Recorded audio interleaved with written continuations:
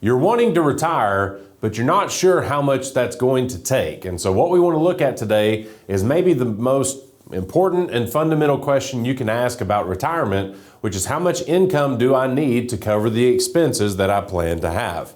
That's what we're going to cover. Thank you for joining us today.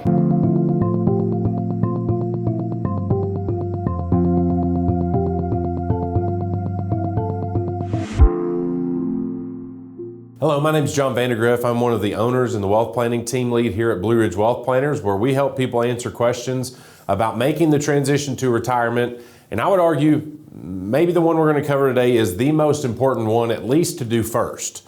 Because as we look at this, retirement success is built on the ability to generate the income that you need to cover your expenses. That's baseline definition of what needs to happen to make retirement take place. And so if we don't know what we need to begin there and try to figure out where that is going to take us. And so as we look at this, one of the things that we try to do when we sit down with people is try to identify, what objectives and concerns that we have in the retirement planning process. And again, a lot of times all the things that are here will start to translate into the first area we need to look at, which is how much income does it take to do all the things that you're wanting to do here. And so a lot of times people do not know the answer to this. Most people don't live on a very tight budget, or if they do, maybe they don't have everything included in it. So if we want to take a step backwards and really try to solve what is the amount of income that we're actually needing on an annual basis right now, we've got to look at what we're doing currently and see if this income is where we're at. And hopefully you're in a position today where you're not going into debt, which means the income that you have is actually providing the things that you need. So let's say, example here, we've got a married couple, $100,000 of income combined. And so a couple of things that we know about you making money as a working person is that you are going to have a few things that are a part of that will not be present in your retirement. So let's just run through the list of what kind of things are being taken away from this $100,000. And so let's assume your health insurance is covered by your employer. So really the things that are coming out of this are Social Security and Medicare tax, which is 7.65% per year combined between the two of those. And since we're under the $160,000 threshold, you are still paying Social Security tax on every dollar of income that you have. Then we have income taxes, and based on a standard deduction, and again, we're looking at things as if you're in Tennessee where you don't have a state income tax, so this is just federal tax, is about 8% when you take the $29,000 off for standard deduction, and then how much is left to go into the 10 and the 12% brackets. And so then as we look at this, the last part, this is a couple that doesn't have a lot of debt on their ledger. They're trying to, save as much as they can toward their retirement. So they are putting of their own money $20,000 a year in to their 401k contributions.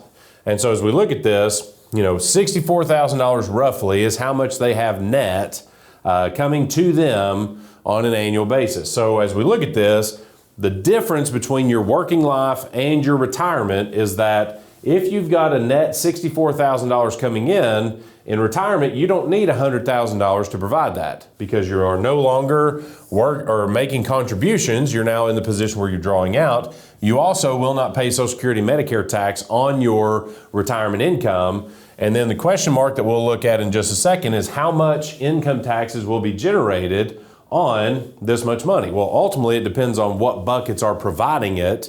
And so we'll look at each of those buckets that you could have in retirement. But if we assume that we're pulling out 100% taxable money to provide this $64,000 in retirement, and I'll move this up, the income needed in retirement to give you the same net amount of income is roughly $68,500, give or take a few dollars here and there. So as we look at this, that is a noticeable difference between the $100,000 of income you're making today and then what's needed in today's environment to be able to provide the lifestyle that you want. So as we look at this, many times you do not have to generate the same gross income that you have today to provide the same net income that you need in retirement. So that's something that's an important distinction, but we need to know the answer to this question. What is that net amount? And so let me give you three questions you need to ask to really determine what that net amount is going to look like and maybe what other things need to be added on top of it. So as we look at this, the first thing that dictates what you have to spend is, do you have any debt? And so again, a lot of people make a push to pay off their mortgage before they make it to retirement. Hopefully you don't have any credit card debt that's accumulating 20% interest. But again, the debt that you have dictates how much you have to spend on a monthly basis. So again, less debt equals more flexibility. You don't owe anybody anything.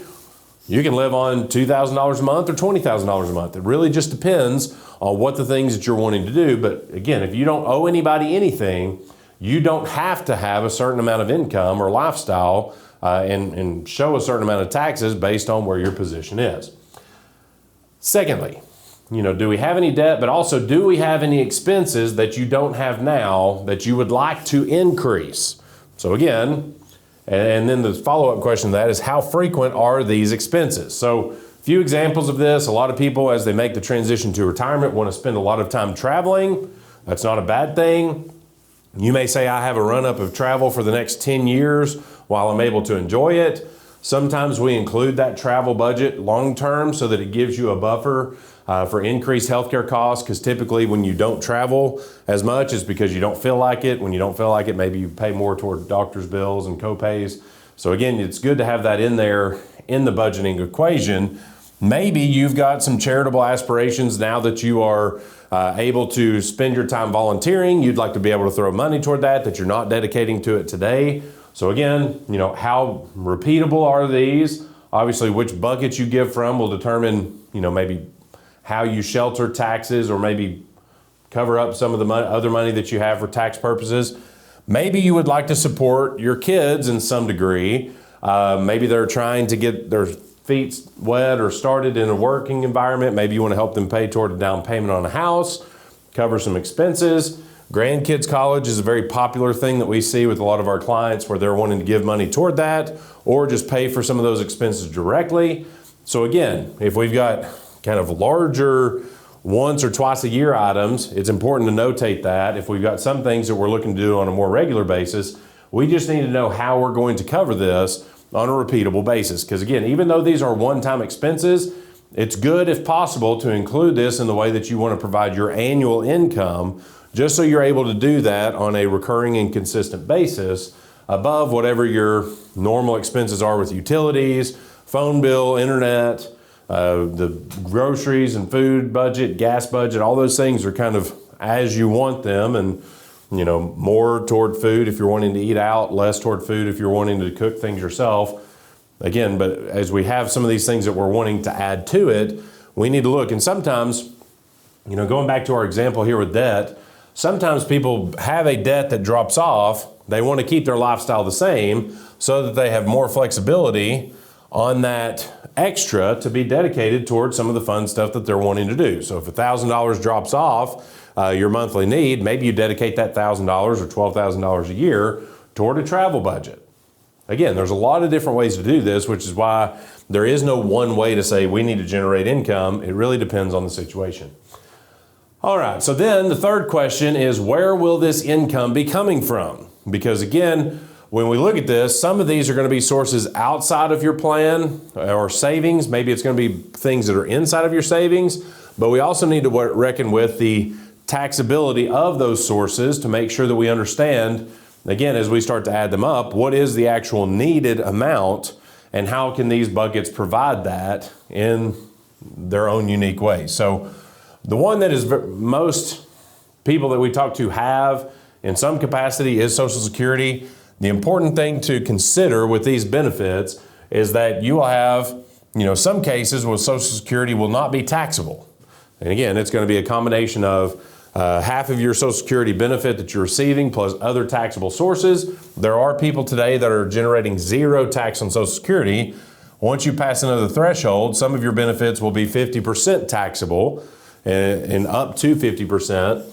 And then the most that your Social Security could be taxable would be 85%. So as we look at this, as you progress through those thresholds, Social Security will be more and more taxable, more and more contributing to kind of a larger gross of tax number to get to that same net of tax number. But also the way that you position these things affect the taxable nature of your Social Security. For example, if out of one of the investment buckets that we have, if you are in a position where you have a Roth IRA today and you choose to take your income exclusively from Social Security and Roth IRA distributions, there's a chance you would have zero taxes owed on Social Security, zero taxes owed on Roth. You could have a pretty substantial income and not pay any taxes, because the Roth bucket, if you play by the rules that the Roth dictates of having it at least 5 years, you would be able to have tax-free distributions from that bucket. Whereas if we compare that to your most taxable bucket, which is your traditional IRA, or maybe funds that you still have inside of a 401k, all of those buckets are going to be 100% taxable from an income perspective. So you take $1 out, it's all taxable. You take $100,000 out, it's all taxable, but that is going to cause Social Security to also become more taxable if you start drawing from this bucket. So again, that's where tax planning comes in, where sometimes our clients will forego taking Social Security so that we can take money from this bucket to this bucket.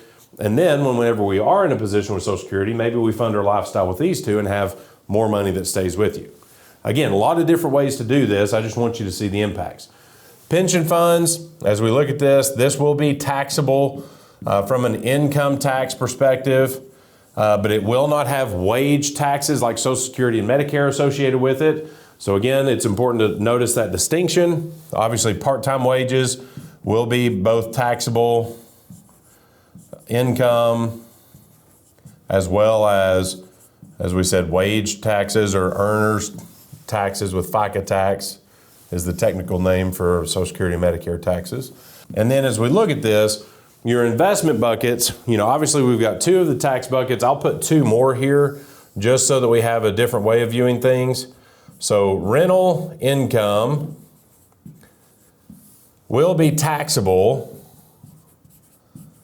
but if you have depreciation and expenses that you can count off on this, then that could cause that amount that you're receiving not to be fully taxable to you, even though you're able to net out a larger bucket. So that's not viewed necessarily the same as the last taxable bucket, which would be what is called a non-qualified, or some people will say after tax, where what you have is taxable gains.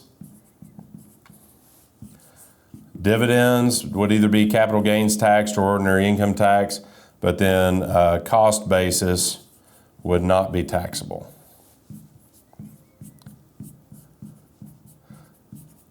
So those are kind of your four buckets that your investment savings or dollars could go toward. It's important to know that you have these options, but also see if you have some distinctions and maybe the ability to diversify across all of these, because depending on what situation you're in, there could be pros and cons to having money in each of these buckets. Obviously, the more money that you throw toward tax-free, the less you have to consider some of the tax implications of what you take out of here, but also what it does to some of these other buckets. And again, at the end of the day, what we're trying to do is help you figure out the most efficient way to draw what it is that you need net of taxes out, but also position a plan to be able to do that, not just from the different sources that you have here, but also making sure that we're making the best decisions overall, because as we look at this, the income conversation is the first conversation, but how you draw your income affects the way that you need to invest your money. You need to be able to invest your money in such a way where you can count on that income coming from an extended period of time. Obviously, where you draw your income, as we just looked at, is going to affect the taxes that you owe on an annual basis, but also where that income is coming from could have an impact on health care, both for paying for Medicare expenses on a monthly basis, but also, do you have flexibility in your monthly income to provide at-home or custodial care whenever you need to? And then obviously, income planning does have an impact on legacy planning, especially if you're married, because we want to make sure that if a spouse passes away, we're able to provide the income that the surviving spouse needs from very consistent sources, and hopefully enough to make it to where there's not a drop in lifestyle whenever there's a spouse that passes. So as we look at this, all of these things need to be planned for, but as we start, if you're beginning the discussions about retirement, identifying the things that you want, identifying what costs there are, And if you like the way that things are going now, starting with your net income and then working backwards from there to say, maybe I don't need as much money as I have coming in now because we are able to save X dollars on a monthly basis, or I feel like I want to spend more than that because I'm not able to travel the way that I want to. Again, starting with that net income amount is a good place to begin, and then obviously working with, somebody like us to be able to, go from there and see the possible impacts. The reality is not a lot of advisors do things this way, so if you feel like this maybe fits your eye and your situation, we'd be happy to sit down with you and talk you through this example of how this affects your life, but also how you can provide a plan to be able to do this, and again, try to do it in a repeatable way where you feel good and confident about the way that you're positioning now for your future retirement. So you're going to see a link below this video where you can click and schedule a time to sit down with us here at Blue Ridge Wealth Planners. Well, I would encourage you to do that. There's no cost associated with it. And again, the goal of this is to see if the way we do things is a match for you and your family. And if it is, we can help you in all 5 of these areas. If not, maybe we just answer a few of your questions and provide value to you in the time that we share. So thank you for your time today. Hopefully this made sense. And as you begin to have this retirement journey, hopefully this is a very important lesson for you to be able to build as kind of a foundation piece as you make decisions moving forward. So join us for more of these videos. Subscribe to our channel, share it with other people who are maybe in that retirement phase of life as well. And we look forward to sharing more things like this with you in the future.